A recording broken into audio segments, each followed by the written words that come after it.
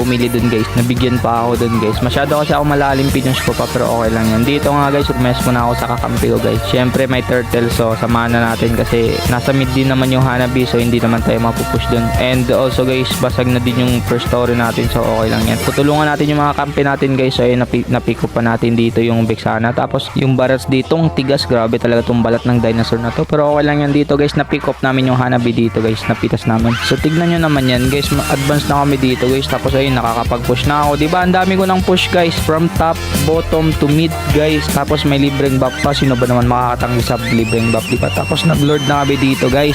Sinisipon pa tayo. Grabe. Tapos dito guys, yung Hanabi nakita ko masyado siyang malalim dito guys. Nagre-recall pero hindi tayo papapapal. Naging dragon eh. No? Basta yun na yun guys. May sinisipon kasi tayo guys. Kaya medyo ano yung boost over natin. Pero okay lang yan. Si Gigi lang. Tapos nakapag-lord na kami. Nakadalawang lord na nga pala kami dito guys. Tapos syempre dito guys, ang bilis ng